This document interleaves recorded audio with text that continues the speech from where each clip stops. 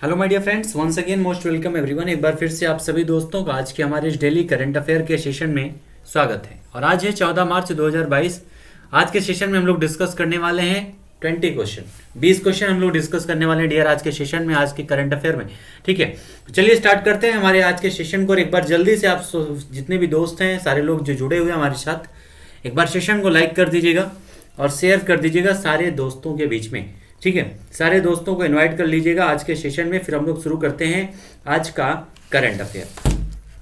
तो चलिए शुरू करते हैं इसी बात पर आज का सेशन हमारा डियर। और याद रखिएगा, जो सही करने की हिम्मत उसी में होती है जो गलती करने से नहीं डरते हैं। क्योंकि अगर आपके अंदर गलती करने का डर होगा तो किसी भी काम को करने से पहले 1000 बार आप सोचेंगे। लेकिन याद रखिएगा, हमेशा अगर आपके मन में डर नहीं है किसी काम को करने से पहले, तभी मजा आता है उस काम को सही तरीके से करने में।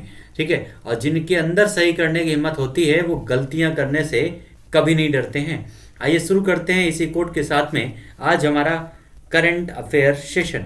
और पहला क्वेश्चन आपके सामने है। पहला क्वेश्चन क्या है डियर? यूनाइटेड किंगडम को पछाड़कर दुनिया का 5वां सबसे मूल्यवान देश, जिसका शेयर जो है कौन सा बना है, 5वां सबसे मूल्यवान शेयर वाला बाजार कौन सा बना है? किसको पछाड़ करके? तो डियर उसका नाम है यूनाइटेड किंगडम। ठीक है, इसको यूनाइटेड किंगडम को पछाड़ करके ये देश बना है सबसे मूल्यवान शेयर वाला बाजार। और वो कौन है? तो उसका नाम है भारत। ठीक है, सबसे पहली जो चीज यहाँ पे याद रखनी है वो है कि भारत ने जो है पराजित किसको किया है। ठीक है, पराजित किसको किया है डियर? तो उसका नाम है यूनाइटेड किंगडम को पीछे छोड़ा है इस शेयर बाजार के मामले में। ठीक है, किसको? तो यूनाइटेड किंगडम यानी ब्रिटेन को। ठीक है, और जो 5वां जो सबसे बड़ा शेयर बाजार देश बन गया है उसका नाम है इंडिया, हमारा भारत। ठीक है, भारत देश की कैपिटल क्या है? तो भारत की कैपिटल है दिल्ली। इस समय यहाँ के राष्ट्रपति कौन है? रामनाथ कोविंद जी हैं। प्रधानमंत्री कौन है? तो इस समय नरेंद्र दामोदर दास मोदी जी हैं। कैपिटल क्या है? तो दिल्ली है। उसके अलावा भारत में राज्य कितने हैं? टोटल 28 हैं। केंद्र शासित प्रदेश कितने हैं? तो टोटल 8 हैं। उसके अलावा कितने हाई कोर्ट हैं? तो टोटल 25 हाई कोर्ट हैं हमारे देश में। ये सारे कॉमन पॉइंट हैं हमारे देश के विषय में जो आप लोगों को जानना जरूरी है। उसके अलावा भारत के 12 ऐसे राज्य हैं जो कोस्टल एरियाज को टच करते हैं। साथ में भारत का क्षेत्रफल लगभग 32,87,263 वर्ग किलोमीटर है। उसके अलावा भारत का जो उत्तर से दक्षिण का विस्तार है वो लगभग 3214 किलोमीटर है। उसके अलावा जो पूरब से पश्चिम का विस्तार है वो है 2933 किलोमीटर। कितना? 2933 किलोमीटर है भारत का पूरब से पश्चिम विस्तार। 15,200 किलोमीटर इसकी टोटल बॉर्डर की लंबाई है, सीमा की लंबाई है। और 7516 जो इसकी जलीय सीमा की लंबाई है। सारे पॉइंट याद रखिएगा। इस भारत देश से संबंधित हमारा जो एंशिएंट काल से ही विश्व गुरु के नाम से जाना जाता था। ठीक है, और आंसर हो जाएगा हमारा यहाँ पर इंडिया। दूसरा क्वेश्चन है, चिली के सबसे युवा राष्ट्रपति कौन बने हैं? तो चिली के सबसे युवा राष्ट्रपति कौन बने हैं डियर? तो उनका नाम है गैब्रियल बोरिक। ठीक है, चिली है कहाँ पर? तो ये आपका, आप लोग मैप देखेंगे तो दक्षिणी अमेरिका में एक देश है जिसका नाम है चिली। ठीक है, और वहीं के राष्ट्रपति कौन घोषित किया गया है? तो उनका नाम है गैब्रियल बोरिक। नेक्स्ट हमारा क्वेश्चन है, 1930 में दांडी यात्रा कब शुरू हुई थी? तो 1930 में दांडी यात्रा की शुरुआत हुई थी डियर, महात्मा गांधी जी के द्वारा इसकी शुरुआत की गई थी। और इस यात्रा को शुरू किया गया था 12 मार्च को। ठीक है, 12 मार्च को शुरू किया गया था। 6 अप्रैल तक ये यात्रा चली थी। ठीक है, दांडी यात्रा या इसी को नमक यात्रा के नाम से भी जानते हैं। किसके नाम से? नमक यात्रा। और इसी यात्रा के बाद जो है महात्मा गांधी जी के द्वारा सविनय अवज्ञा आंदोलन शुरू किया गया था। सविनय अवज्ञा आंदोलन शुरू किया गया था महात्मा गांधी जी के द्वारा इसी 1930 में। ठीक है, तो आंसर हमारा हो जाएगा 12 मार्च 1930 में इसकी शुरुआत की गई थी दांडी यात्रा की। नेक्स्ट हमारा है, महिला विश्व कप में 3 शतक लगाने वाली पहली भारतीय खिलाड़ी कौन बन गई है? तो महिला विश्व कप इतिहास में 3 शतक लगाने वाली जो पहली भारतीय खिलाड़ी बनी है उनका नाम है हरमनप्रीत कौर। कौन नाम है उनका डियर? तो उनका नाम है हरमनप्रीत कौर। और ये साथ में भारतीय क्रिकेट टीम की उप कप्तान भी हैं। ठीक है, हरमनप्रीत कौर। और इन्हीं के द्वारा जो है 3 शतक लगाने का रिकॉर्ड बनाया गया किसी भारतीय के द्वारा। किसी भारतीय महिला खिलाड़ी के द्वारा आज तक 3 विश्व कप में 3 शतक नहीं लगाए गए थे, लेकिन ये हरमनप्रीत ने कारनामा किया है। इसके पहले आपका विश्व कप आप लोगों ने जो देखा होगा उसमें ऑस्ट्रेलिया के खिलाफ इन्होंने 171 रन की पारी खेली थी, वनडे में बहुत बड़ी पारी खेली थी, काफी तेज, ठीक है, हरमनप्रीत कौर ने, और इन्होंने फिर से शतक लगाया है और इस प्रकार से इनके 3 शतक हो चुके हैं विश्व कप में। आज के सेशन में खेल से क्वेश्चन काफी ज्यादा हैं, कई सारे प्रश्न आज के इंपॉर्टेंट थे जो खेल से संबंधित हैं, ठीक है डियर। तो नेक्स्ट हमारा जो क्वेश्चन है वो है महिला विश्व कप इतिहास में बतौर कप्तान, महिला विश्व कप इतिहास में बतौर कप्तान सर्वाधिक मैच खेलने वाली खिलाड़ी कौन बन गई हैं। महिला विश्व कप की बात की जा रही है, इस समय महिला विश्व कप चल रहा है, ठीक है, और इस महिला विश्व कप में सर्वाधिक जो है मैच खेलने वाली खिलाड़ी कौन बनी है, बतौर कप्तान बात की जा रही है, ठीक है, बतौर कप्तान बात की जा रही है। सबसे ज्यादा यहाँ पर मैच खेलने वाली, तो उनका नाम क्या हो जाएगा डियर, उनका नाम है मिताली राज, दुनिया में सबसे ज्यादा मैच खेलने वाली, उसके अलावा सबसे ज्यादा विश्व कप यानी 6 विश्व कप खेलने वाली, सबसे ज्यादा रन बनाने वाली, ये सारी उपलब्धियां किसके पास हैं, तो भारत की स्टार खिलाड़ी, भारत की कप्तान मिताली राज के पास, ठीक है। तो बतौर कप्तान सर्वाधिक मैच खेलने वाली खिलाड़ी कौन बनी है, मिताली राज, टोटल 24 मैच खेला इन्होंने बतौर कप्तान, याद रखिएगा, ठीक है, 24। नेक्स्ट हमारा है महिला विश्व कप इतिहास में सर्वाधिक विकेट लेने वाली गेंदबाज कौन बनी है, सर्वाधिक विकेट लेने वाली गेंद। इस समय जो आपका विश्व कप का है आयोजन चल रहा है, ठीक है, और ये हो कहाँ पर रहा है, तो न्यूजीलैंड में, न्यूजीलैंड में इसका आयोजन किया गया है, भारतीय ये आपकी महिला विश्व कप का आयोजन किया जा रहा है, ठीक है। तो महिला विश्व कप इतिहास में सर्वाधिक विकेट लेने वाली गेंदबाज कौन बनी है, तो डियर उनका नाम है झूलन गोस्वामी, ठीक है, झूलन गोस्वामी। इन्होंने वर्ल्ड कप में टोटल 39 विकेट लिए हैं, कितने, लगभग 39 विकेट लिए हैं झूलन गोस्वामी ने वर्ल्ड कप में, जितने भी मैच इन्होंने खेले हैं। इस तरह से पूरे विश्व कप में, पूरे विश्व में जो है, इस पूरे इतिहास में उन्होंने सबसे ज्यादा विकेट लिए हैं विश्व कप में, ठीक है। अगला हमारा क्वेश्चन है, मॉर्गन स्टैनली ने वित्त वर्ष 2023 के लिए भारत की जीडीपी यानी ग्रॉस डोमेस्टिक प्रोडक्ट ग्रोथ का अनुमान कितना लगाया है। 2023 की बात की जा रही है और भारत के लिए अनुमान लगाया गया है किसके द्वारा, मॉर्गन स्टैनली के द्वारा, और मॉर्गन स्टैनली के द्वारा जो ये अनुमान लगाया गया डियर वो कितना है, 7.9%, कितना, 7.9% है। और ये सबसे ज्यादा जरूरी याद रखना है कि ये किसके द्वारा ये घोषित किया गया है, अनुमान लगाया गया है, तो आंसर हो जाएगा मॉर्गन स्टैनली के द्वारा। नेक्स्ट हमारा है, टेस्ट क्रिकेट के इतिहास में सबसे तेज अर्धशतक लगाने वाले भारतीय कौन बने हैं। तो टेस्ट क्रिकेट के इतिहास में सबसे तेज अर्धशतक लगाने वाले भारतीय कौन बने हैं, तो उनका नाम है ऋषभ पंत। जनवरी महीने का भारत को जो मंथ ऑफ द प्लेयर का अवार्ड मिला था वो ऋषभ पंत को मिला था। उसके अलावा इस बार जो आपका test cricketer of the year का अवार्ड मिला है वो किसको मिला है, तो वो मिला है ऋषभ पंत को। इन सारी चीजों से टेस्ट क्रिकेट में इनका रुतबा बढ़ता जा रहा है ऋषभ पंत का, धीरे धीरे, ठीक है। और अभी हाल ही में ये सबसे तेज टेस्ट क्रिकेट में हाफ सेंचुरी लगाने वाले बल्लेबाज भी बने हैं, ठीक है। तो इस तरह से आंसर हमारा क्या हो जाएगा, ऋषभ पंत यहाँ पर हमारा करेक्ट आंसर हो जाएगा। अगला हमारा क्वेश्चन है, बाफ्टा फिल्म अवार्ड 2022 में बाफ्टा फिल्म अवार्ड्स की घोषणा हो चुकी है डियर, और इसका जो सबसे इंपॉर्टेंट क्वेश्चन बनता है वो यही है कि सर्वश्रेष्ठ फिल्म का पुरस्कार किसे दिया गया है। बाफ्टा फिल्म पुरस्कार 2022 में सर्वश्रेष्ठ फिल्म का पुरस्कार किसे मिला है, तो वो मिला है the power of the dog को। किसको दिया गया है, तो द पावर ऑफ द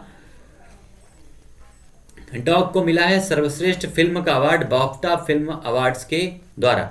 और लास्ट हमारा क्वेश्चन है, भारत की सबसे बड़ी तैरती ऊर्जा परियोजना, भारत की सबसे बड़ी तैरती ऊर्जा परियोजना का उद्घाटन किस राज्य में किया गया डियर, तो ये किया गया है तमिलनाडु में। कहां पर, तमिलनाडु राज्य में भारत की सबसे बड़ी तैरती सौर ऊर्जा परियोजना का उद्घाटन किया गया है। तमिलनाडु की कैपिटल क्या है, तो चेन्नई है। Stalin, M.K. स्टालिन यहाँ के मुख्यमंत्री हैं तमिलनाडु के। इसी तमिलनाडु में डियर जो है इसकी लैंग्वेज क्या है, तो तमिल है। यहीं पर जो है राजीव गांधी की हत्या की गई थी तमिलों के द्वारा, ठीक है। इसी तमिलनाडु में जो है डोडोंग संरक्षण केंद्र का भी स्थापना किया गया है तमिलनाडु में। ये सारे पॉइंट याद रखिएगा, तमिलनाडु से संबंधित मोस्ट इंपॉर्टेंट है। आंसर हमारा हो जाएगा यहाँ पर तमिलनाडु। इस तरह से हमारे जो भी वन लाइनर सेशन थे वो कंप्लीट हुए डियर। अब हम बढ़ते हैं अपने प्रश्नोत्तरी की तरफ, लेकिन एक बार सेशन को शुरू करने से पहले आप सभी लोगों से रिक्वेस्ट है, प्लीज एक बार सेशन को शेयर कर दीजिएगा, लाइक कर दीजिएगा जिन्होंने लाइक नहीं किया है, और जिन्होंने अभी तक सब्सक्राइब नहीं किया है चैनल को, डियर सब्सक्राइब जरूर कर दीजिएगा, क्योंकि आपको जो डेली नोटिफिकेशन है, डेली करंट अफेयर का जो टॉपिक है, जितने भी इंपॉर्टेंट क्वेश्चन होते हैं वो सारे क्वेश्चन लेकर हम आपके सामने उपस्थित होते हैं, ताकि आपके एग्जाम के लिए सारे करंट अफेयर के क्वेश्चन की आसानी से तैयारी हो सके। और अब आपके पास जो शुरू होने वाला है सेशन वो है प्रश्नोत्तरी सेशन, यानी इसमें आपके पास मौका होगा अपना आंसर देने का। तो आप सभी लोग आंसर जरूर दीजिएगा, एक एक क्वेश्चन का आंसर दीजिएगा, सारे क्वेश्चन का, ठीक है। तो चलिए शुरू करते हैं प्रश्नोत्तरी सेशन, जिसमें आपके पास 4 ऑप्शन यहां पर मिलेंगे आंसर देने के लिए। So let us start the session dear. पहला क्वेश्चन आपके सामने है, राष्ट्रीय अपराध रिकॉर्ड ब्यूरो, कौन सा? राष्ट्रीय अपराध रिकॉर्ड ब्यूरो की 37वें स्थापना दिवस कब मनाया गया है? तो राष्ट्रीय अपराध रिकॉर्ड ब्यूरो का जो 37वां स्थापना दिवस है डियर, ये कब मनाया गया है? तो ये मनाया गया है 11 मार्च को। कब मनाया गया है? 11 मार्च को इसको सेलिब्रेट किया गया है, राष्ट्रीय अपराध रिकॉर्ड ब्यूरो, ठीक है। तो इस हिसाब से इसका 2 चीजें याद रखना जरूरी है। पहला, इसका कौन सा स्थापना दिवस है? तो 37वां स्थापना दिवस है। कब ये आपका मनाया कब जाता है? तो 11 मार्च को इसको सेलिब्रेट किया गया है, ठीक है। 8 मार्च को अंतर्राष्ट्रीय महिला दिवस मनाया गया है। आज है 14 मार्च, और आज जो है अंतर्राष्ट्रीय मैथमेटिक्स डे, यानी विश्व गणित दिवस आज मनाया जा रहा है। उसके अलावा आपका 10 मार्च को जो है अंतर्राष्ट्रीय महिला जज दिवस मनाया जाता है। तो इस प्रकार से ये सारे दिवस इंपॉर्टेंट हैं, और 11 मार्च को आपका मनाया जाता है राष्ट्रीय अपराध रिकॉर्ड ब्यूरो का 37वां स्थापना दिवस। 37वां है, यानी इसके मतलब है कि आप लोगों को पता चल गया होगा कि इसका जो है स्थापना कब की गई थी। नेक्स्ट हमारा क्वेश्चन है, युन सुक योल किस देश के नए राष्ट्रपति बनाए गए हैं? नाम क्या है? तो युन सुक योल इनका नाम है। और कौन से देश के नए राष्ट्रपति बनाए गए हैं युन सुक योल को? तो ये चाइना के, तो हमें पता है कौन है, शी जिनपिंग है। उसके अलावा उत्तर कोरिया के किम जोंग उन है। जापान के कौन है? तो फूमियो किशिदा है। इस तरह से हमारे पास एक ऑप्शन यहाँ पर बचता है, जिसका नाम है दक्षिण कोरिया, ठीक है। तो दक्षिण कोरिया के जो राष्ट्रपति बनाए गए हैं डियर, उनका नाम क्या है? युन सुक योल उनका नाम है, दक्षिण कोरिया के राष्ट्रपति हैं। और ये तीनों पॉइंट आपको याद ही है। शी जिनपिंग कहाँ के हैं? चाइना के हैं, जहाँ की कैपिटल क्या है? तो बीजिंग है। यही संघाई में जो है इसमें एनडीबी की स्थापना की गई है। इसी बीजिंग में अभी हाल ही में शीतकालीन ओलंपिक का स्थापना, यहाँ पर शीतकालीन ओलंपिक संपन्न हुआ था, जिसमें नॉर्वे जो है वो टॉप पर रहा था। उसके अलावा भारत के एक खिलाड़ी इसमें शामिल हुए थे, जो 45वें स्थान पर रहे थे अपनी स्पर्धा में। चाइना के द्वारा ही सीपीईसी प्रोजेक्ट लॉन्च किया गया है। इसी चीन के द्वारा ही जो डियर भारत के पीओके वाले हिस्से में एक नए प्रकार के उद्यम को शुरू किया गया है, जिस पाकिस्तान के द्वारा, जिसे चाइना को प्रोवाइड कर दिया गया है। चाइना के द्वारा ही भारत के एक प्रदेश है जिसका नाम है अरुणाचल प्रदेश, उसे जो है अपने नक्शे में दर्शाया गया है चीन के द्वारा। और भारत का एक हिस्सा लद्दाख का है, जिसको अक्साई चीन कहा जाता है, वो भारत का हिस्सा है जिसे चाइना के द्वारा कब्जा किया गया है। तो ये सारे मोस्ट इंपॉर्टेंट पॉइंट हैं चाइना से संबंधित, याद रखिएगा। और पूरे विश्व में चाइना वो देश है जो सबसे ज्यादा देशों को टच करने वाला देश है, तो उसका आंसर हो जाएगा चाइना, ठीक है। और उसके अलावा सबसे बड़े क्षेत्रफल के मामले में चाइना तीसरे स्थान पर। उसके अलावा आपके क्षेत्र इस जनसंख्या के मामले में चीन पहले स्थान पर है पूरी दुनिया में। उत्तर कोरिया किम जोंग उन तानाशाह का देश है। दक्षिण कोरिया के बगल में आप लोगों ने इसको देखा होगा, उत्तर कोरिया को। और जापान उगते सूर्य का देश, पूरब का सूर्य इसको कहा जाता है जापान को। और ये जो है यहाँ के राष्ट्रपति कौन है? फूमियो किशिदा हैं। यहीं जापान में टोक्यो में ओलंपिक और पैरा ओलंपिक का आयोजन किया गया था इस बार 2021 में, जिसमें भारत ने ओलंपिक में टोटल 7 मेडल और पैरा ओलंपिक में 19 मेडल जीते हैं। इस 7 में एक गोल्ड मेडल भी शामिल है, जिसे नीरज चोपड़ा ने जीता था। और इस 19 में 5 गोल्ड मेडल शामिल है, याद रखिएगा, ठीक है। कितने डियर? 5 गोल्ड मेडल शामिल हैं इस टोटल 19 मेडल में, जो भारत ने रिकॉर्ड बनाया है इस पैरा ओलंपिक में। तो ये सारे ऑप्शन याद रखिएगा। जापान से संबंधित 4 द्वीपों पर स्थित है जापान, जिसमें आपके होन्शु, शिकोकू, होक्काइडो और क्यूशु द्वीप है, जहां पर जापान स्थित है। सबसे ज्यादा भूकंप यहीं पर आते हैं जापान में। उसके अलावा जापान में ही आपके नागासाकी और हिरोशिमा और नागासाकी पर 6 अगस्त 1945 और 9 अगस्त 1945 में अमेरिका के द्वारा परमाणु बम गिराया गया था। ठीक है, तो इस तरह से हमारा आंसर यहाँ पर है सेकंड नंबर दक्षिण कोरिया हमारा करेक्ट आंसर हो जाएगा डियर इस क्वेश्चन का। और जो भी पॉइंट हमने डिस्कस किया है ये सारे मोस्ट इंपॉर्टेंट हैं और आपको याद होना इंपॉर्टेंट है। नेक्स्ट हमारा है women at the rate work कार्यक्रम किस राज्य सरकार के द्वारा शुरू किया गया है। एक बार सारे लोग जितने भी लोग हैं एक बार सेशन को शेयर कर दीजिएगा और लाइक कर दीजिएगा जिन्होंने सेशन को अभी तक लाइक नहीं किया है डियर। ठीक है, women at the rate work कार्यक्रम किस राज्य सरकार के द्वारा शुरू किया गया है। केरल के द्वारा, तमिलनाडु के द्वारा, कर्नाटका के द्वारा या फिर महाराष्ट्र के द्वारा। तो ये जो आपका कार्यक्रम है विमेन एट द रेट कार्यक्रम ये शुरू किया गया है किसके द्वारा, कर्नाटका के द्वारा। ठीक है, कर्नाटक सरकार के द्वारा इसकी शुरुआत की गई है women at the rate work. और कर्नाटक की कैपिटल क्या डियर, तो कर्नाटका की कैपिटल है Bengaluru. IT city of India कहा जाता है, भारत का बगीचा है और यहीं पर अभी हाल ही में कई सारे IT सेक्टर के जो मीटिंग हुई है वो उनका संपन्न यहीं पर हुआ है। आप उसका आयोजन यहीं पर किया गया था कर्नाटका में ही। ठीक है, और यहीं पर एक बंदरगाह है जिसका नाम है मैंगलुरु बंदरगाह, कर्नाटका में है। कर्नाटका में विजयनगर साम्राज्य अगर इतिहास के दृष्टिकोण से देखें, ठीक है, जिसको हम लोग हम्पी के नाम से जानते हैं, जो यूनेस्को की विश्व विरासत स्थल की सूची में भी शामिल है। इस प्रकार से कर्नाटका काफी इंपॉर्टेंट स्टेट है। और धारवाड़ की जो चट्टाने हैं या जो आपके धारवाड़ की जो पठार है वो यही कर्नाटका में है। तो इस तरह से आंसर हमारा हो जाएगा तीसरा नंबर, यानी कर्नाटका हमारा करेक्ट आंसर हो जाएगा इस क्वेश्चन का। नेक्स्ट हमारा है भारत की आर्मी के द्वारा रूटीन मेंटेनेंस के दौरान भारतीय मिसाइल किस देश के बॉर्डर के अंदर गिरी है।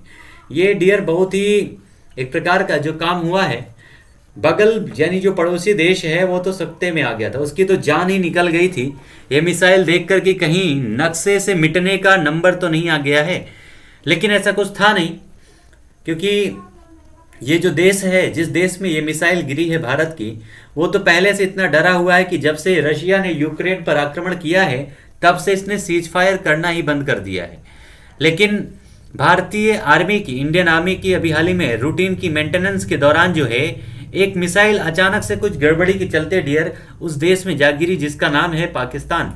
इस नल्ले पाकिस्तान में इसकी तो होश ऐसे ही उड़ गए थे कि आखिर ये मिसाइल के आक्रमण कहाँ से शुरू हो गए। लेकिन शुक्र मनाइए कि वो मिसाइल जो थी उसमें हथियार नहीं लगे हुए थे, मिसाइल में हथियार नहीं लगे हुए थे, उसमें किसी प्रकार का हताहत नहीं हुआ। और ये मिसाइल गिरी थी कहाँ पर, पाकिस्तान में। जब तक इस समय युद्ध चल रहा है तब तक पाकिस्तान इतना डरा हुआ है कहीं इस मौके का फायदा भारत भी ना उठा ले और हमारे ऊपर आक्रमण कर दे। तो आंसर हमारा हो जाएगा पाकिस्तान, कैपिटल इस्लामाबाद, इमरान खान यहाँ के प्रधानमंत्री हैं। भारत और पाकिस्तान के अब तक जो युद्ध हो चुके हैं उनमें सबसे इंपॉर्टेंट 1965 का वार है 1965 में। उसके बाद इसी पाकिस्तान से युद्ध करके ही भारत ने 1971 में 1971 में बांग्लादेश को आज़ाद कराया था। उसी के बाद अटल बिहारी वाजपेयी के समय में 1999 में कारगिल वार हुआ था इस पाकिस्तान के साथ में, और तीनों युद्धों में उसे मुंह की खानी पड़ी थी। लेकिन ये संभलता नहीं है देश, और लगता है जब तक नक्शे से खत्म नहीं होगा तब तक ऐसे ही उछलता रहेगा। और आंसर हो जाएगा हमारा इस क्वेश्चन का पाकिस्तान। ठीक है, नेक्स्ट हमारा है SHG बैंक लीकेज के लिए राष्ट्रीय पुरस्कार किसने जीता है। महाराष्ट्र बैंक ने, जम्मू कश्मीर बैंक ने, कर्नाटका बैंक ने या फिर स्टेट बैंक ऑफ इंडिया ने। तो ये जो आपका SHG बैंक लिंकेज के लिए ये जो आपका अवार्ड है, राष्ट्रीय पुरस्कार है, ये किसने जीता है डियर, तो ये जीता है जम्मू कश्मीर बैंक ने। ठीक है, जम्मू कश्मीर बैंक ने ये आपका पुरस्कार जीता है। इसके पहले तक जम्मू कश्मीर बैंक जो था वो भारतीय सरकार के अंडर में नहीं आता था, RBI के अंडर में नहीं आता था। याद रखिएगा, जम्मू कश्मीर का खुद से एक अलग से बैंक था, लेकिन अब ये RBI के अंडर में काम करते हैं ये बैंक आपके जम्मू कश्मीर के। आंसर हो जाएगा जम्मू कश्मीर। अगला हमारा क्वेश्चन है डिजिटल शॉपिंग में वैश्विक निवेश 2021 में कौन सा देश जो है शीर्ष पर है। डिजिटल शॉपिंग में वैश्विक निवेश 2021 में कौन सा देश जो है शीर्ष पर है, अमेरिका, भारत, चीन या फिर यूनाइटेड किंगडम। तो इसमें जो आपका वैश्विक निवेश डिजिटल शॉपिंग के मामले में जो शीर्ष पर देश है उसका नाम है डियर अमेरिका। कौन सा, अमेरिका इस आपके इंडेक्स में शीर्ष पर है। अमेरिका की कैपिटल क्या है? तो वॉशिंगटन डीसी है, वॉशिंगटन डीसी। वॉशिंगटन डीसी में ही आपका वर्ल्ड बैंक और आईएमएफ दोनों का मुख्यालय कहाँ पर है डियर? इसी वॉशिंगटन डीसी में है। इन दोनों की स्थापना 1945 में की गई थी। वॉशिंगटन डीसी में दोनों का मुख्यालय है। वॉशिंगटन डीसी पोटोमैक नदी के किनारे है और इसका नाम अमेरिका के पहले राष्ट्रपति जॉर्ज वॉशिंगटन के नाम पर रखा गया था। इस समय अमेरिका के राष्ट्रपति कौन है? तो जो बाइडेन है। उपराष्ट्रपति कौन है? तो कमला हैरिस इस समय यहाँ के उपराष्ट्रपति हैं। ठीक है, इस समय अमेरिका में कितने प्रांत हैं? तो टोटल 50 प्रांत हैं अमेरिका में। ये सारे पॉइंट याद रखिएगा। अमेरिका से संबंधित आंसर हो जाएगा हमारा अमेरिका। भारत कौन से स्थान पर है? तो भारत दूसरे स्थान पर है। चीन जो है तीसरे स्थान पर है और यूनाइटेड किंगडम यानी ये ब्रिटेन जो है इस सूची में चौथे स्थान पर है। ये सारे क्रम से हैं, इनको याद रखिएगा। ठीक है, इस तरह से आंसर हमारा हो जाएगा अमेरिका। नेक्स्ट हमारा है छात्रों के लिए युवा वैज्ञानिक कार्यक्रम। नाम क्या है उस कार्यक्रम का? तो उसका नाम है युविका। क्या नाम है डियर? कार्यक्रम का नाम है युविका। किसके द्वारा आयोजित किया गया है? युवा वैज्ञानिक कार्यक्रम इसरो के द्वारा, डीआरडीओ के द्वारा, नासा के द्वारा या फिर नीति आयोग के द्वारा। तो जो युवा वैज्ञानिक कार्यक्रम है डियर, इसकी शुरुआत किसके द्वारा किया गया है? ये किया गया है इसरो के द्वारा। किसके द्वारा? इसरो का मतलब क्या हो जाता है dear? Indian Space Research Organisation, जिसकी स्थापना 1969 में हुई थी। 1969 में इसकी स्थापना की गई थी इसरो की। हेडक्वार्टर कहाँ पर है? तो बेंगलुरु में इसका हेडक्वार्टर है और इस समय इसके जो हेड हैं उनका नाम है सोमनाथ जी। इसके पहले के शिवान थे, लेकिन इस समय कौन है? सोमनाथ। ठीक है, इसरो जो है भारत के जितने भी उपग्रह हैं उन सारी चीज़ों का प्रक्षेपण कौन करता है? तो इसरो के द्वारा किया जाता है। डीआरडीओ क्या है? तो डीआरडीओ की स्थापना 1958 में की गई थी और इसका जो हेडक्वार्टर है डीआरडीओ का वो कहाँ पर है डियर? दिल्ली में है। डीआरडीओ का फुल फॉर्म क्या होता है? Defence Research Development Organisation. इस डीआरडीओ का फुल फॉर्म होता है और आंसर यहाँ पर इसका जो हेडक्वार्टर है वो कहाँ पर है? दिल्ली में। जी सतीश रेड्डी जी जो है इस समय डीआरडीओ के हेड हैं और जो भी डीआरडीओ का हेड होता है वो हमेशा रक्षा मंत्रालय का जो है अंतरिक्ष या फिर सैन्य मामलों में सलाहकार होता है। ये भी याद रखिएगा। नासा जो है अमेरिका की स्पेस एजेंसी है और इसकी स्थापना भी हुई थी 1958 में। नीति आयोग यानी national institution for transforming India, स्थापना हुई थी 2015 में। जब 2014 में 15 अगस्त 2014 में योजना आयोग को समाप्त किया गया था और 1 जनवरी 2015 में नीति आयोग की स्थापना की गई थी। नीति आयोग के अध्यक्ष कौन होते हैं? तो इस समय प्रधानमंत्री, जो भी प्रधानमंत्री जब होगा। उसके अलावा उपाध्यक्ष इस समय कौन है? तो राजीव कुमार। उसके अलावा इसके सीईओ कौन है? तो अमिताभ कांत जी इसके सीईओ हैं। और इस तरह से आंसर हमारा है इसरो। नेक्स्ट हमारा है प्रधानमंत्री जी के द्वारा 11वें खेल महाकुंभ का आयोजन कहां पर किया गया है? 11वें खेल महाकुंभ का आयोजन, उद्घाटन कहां पर किया गया है? मुंबई में, अहमदाबाद में, भोपाल में या फिर भुवनेश्वर में। तो डियर ये आपका जो 11वां महाकुंभ है, खेल महाकुंभ, इसका आयोजन कहां पर किया गया है? तो ये किया गया है कहां पर? तो इसका आयोजन हुआ है डियर अहमदाबाद में। ठीक है, अहमदाबाद में इसका आयोजन किया गया है 11वें खेल महाकुंभ का। किसके द्वारा किया गया है? तो हमारे देश के प्रधानमंत्री नरेंद्र मोदी जी के द्वारा। आंसर हो जाएगा इस तरह से हमारा अहमदाबाद। कहाँ पर है? तो गुजरात में है अहमदाबाद। इसी गुजरात के अहमदाबाद में ही आपका एक जगह है केवड़िया, जहाँ पर विश्व की सबसे ऊंची स्टैचू 182 मीटर की सरदार वल्लभ भाई पटेल की स्टैचू ऑफ यूनिटी स्थापित की गई है। उसके अलावा इसी अहमदाबाद में केवड़िया नामक स्थान पर ही इस बार आपका डिफेंस एक्सपो का आयोजन होने वाला था, जिसे अभी हाल ही में डिले कर दिया गया, पोस्टपोन कर दिया गया है। ठीक है, यहीं पर है आपका सरदार सरोवर डैम जो नर्मदा नदी पर बनाया गया, जिसके किनारे सरदार वल्लभ भाई पटेल की यह प्रतिमा स्थित है। अहमदाबाद में ही महात्मा गांधी का जन्म हुआ था। यहाँ पर गांधीनगर में, पोरबंदर में गांधी जी का कार्यस्थल ही रही है अहमदाबाद, और यहीं अहमदाबाद में आपके कई सारे आंदोलन को उन्होंने अंजाम दिया है। इस तरह से आंसर हमारा हो जाएगा अहमदाबाद इस क्वेश्चन का करेक्ट। ठीक है, अहमदाबाद करेक्ट आंसर हो जाएगा। और सबसे ज्यादा तटीय सीमा कौन से राज्य की है? तो वो है अहमदाबाद की। नेक्स्ट हमारा है भारत का पहला मेडिकल सिटी, नाम क्या है? तो इंद्राणी मेडिसिटी इसका नाम है। और किस राज्य में इसको स्थापित किया गया है? भारत का पहला मेडिकल सिटी है इंद्राणी मेडिसिटी।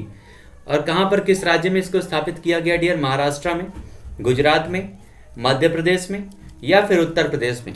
तो मेडिकल सिटी इंद्राणी मेडिसिटी की जो राज्य स्थापना की गई है डियर, इसकी स्थापना की गई है महाराष्ट्र में। कहाँ पर? महाराष्ट्र में इसकी स्थापना की गई है। कैपिटल महाराष्ट्र की क्या है? मुंबई कैपिटल है। भारत की औद्योगिक राजधानी कहा जाता है इसको। साथ में यहाँ के जो चीफ मिनिस्टर हैं उनका नाम है उद्धव ठाकरे। शिवसेना के मेंबर हैं उद्धव ठाकरे, जो इस समय यहाँ के चीफ मिनिस्टर हैं। और महाराष्ट्र जो है भारत में द्वितीय स्थान पर है क्षेत्रफल के मामले में। महाराष्ट्र का मुंबई जो है सबसे ज़्यादा जनघनत्व वाला जो है, इसका क्या है, सबसे ज़्यादा जनसंख्या वाला शहर है मुंबई। ये सारे पॉइंट याद रखिएगा महाराष्ट्र से संबंधित। और यहीं पर जवाहरलाल नेहरू बंदरगाह भी है महाराष्ट्र में। महाराष्ट्र में ही दायमाबाद जो है सिंधु घाटी सभ्यता का सबसे अंतिम स्थल है दक्षिण भारत में। और इस तरह से आंसर हमारा हो जाएगा क्या डियर, यहाँ पे Maharashtra will be the correct answer. ठीक है, महाराष्ट्र इस क्वेश्चन का करेक्ट आंसर हो जाएगा। और शायद हम लोग लास्ट क्वेश्चन पर पहुंच चुके हैं। और कश्मीर कालीन को हरी झंडी दिखाकर कौन से देश में रवाना किया गया है? एक प्रकार से इसको जीआई टैग दिया गया है, कश्मीर का है कश्मीर कालीन, और इसको हरी झंडी दिखाकर किस देश को रवाना किया गया या भेजा गया है, कौन से देश में? अभी हाल ही में इसको जीआई टैग भी दिया गया था। ठीक है, कहाँ पर? ब्रिटेन में, जर्मनी ने, ऑस्ट्रेलिया में या फिर जापान में? तो कश्मीर जो कालीन है डियर, इसको किस देश में भेजा गया है? तो आंसर हो जाएगा जर्मनी में। ठीक है, जर्मनी इस क्वेश्चन का करेक्ट आंसर हो जाएगा। जर्मनी को भेजा गया है। जर्मनी की कैपिटल क्या है? तो बर्लिन है, ये भी याद रखिएगा। जो हिटलर तानाशाह था वो भी किस देश का है? तो जर्मनी का ही था। और इस तरह से हमारा आंसर यहाँ पर क्या हो जाएगा इस क्वेश्चन का? Germany will be the correct answer. Kashmir कालीन को जर्मनी के लिए रवाना किया गया और अभी हाल ही में इसको जो है जीआई टैग दिया गया था, ये भी याद रखिएगा। ठीक है, तो इस तरह से आंसर हमारा हो जाएगा जर्मनी। और ऑस्ट्रेलिया की बात करें, जापान की बात करें या भारत और इंडिया हमारा और अमेरिका जो है डियर, ये चार देश जो हैं ये क्वाड के मेंबर हैं, याद रखिएगा। ये चारों देश क्या हैं? तो क्वाड के मेंबर हैं, क्वाड्रिलेटरल बनाते हैं एक प्रकार से चारों देश। और ब्रिटेन जो है यूनाइटेड किंगडम, ये एक प्रकार से यूरोपियन यूनियन का मेंबर था जिसने छोड़ दिया था यूरोपीय यूनियन, जिसको हम लोग जानते हैं ब्रेक्जिट के नाम से। कैपिटल इसकी लंदन है जो टेम्स नदी के किनारे स्थित है। इस प्रकार से ये सारे ऑप्शन हमारे कंप्लीट हुए। जर्मनी यहाँ पर क्वेश्चन का करेक्ट आंसर हो जाएगा। और इस तरह से हमारे जो भी आज के करंट अफेयर के सेशन के क्वेश्चन थे डियर, वो कंप्लीट हुए। टोटल 20 क्वेश्चन थे, जिसमें हम लोगों ने लगभग मिला करके कम से कम 50 से 60 क्वेश्चन यहाँ पर डिस्कस किया होगा, जो आपके एग्जाम के लिए काफी इंपॉर्टेंट है। ठीक है, तो एक बार जितने भी दोस्त हैं सेशन में जुड़े हुए, एक बार सेशन कैसा लगा आंसर जरूर दीजिएगा। जिन्होंने सेशन को अभी तक लाइक नहीं किया डियर, लाइक कर दीजिएगा, शेयर कर दीजिएगा। और आप सभी लोगों को, जितने लोग हमारे साथ सेशन में जुड़े हुए थे, वेरी गुड इवनिंग। और जो भी लोग इस समय गांव में हैं, सभी लोगों को सेशन भेजिएगा। गांव में हैं तब भी पढ़ाई होनी चाहिए, क्योंकि त्यौहार तभी अच्छा होगा जब आपके पास जॉब होगी। ठीक है, तो एक बार सेशन को इनवाइट शेयर कर दीजिएगा सारे दोस्तों के बीच में। और हम लोग फिर से मिलते हैं अगले सेशन में। तब तक आप लोग एंजॉय कीजिए, पढ़ाई कीजिए। ठीक है, मिलते हैं नेक्स्ट सेशन में। Thank you so much all my dear students.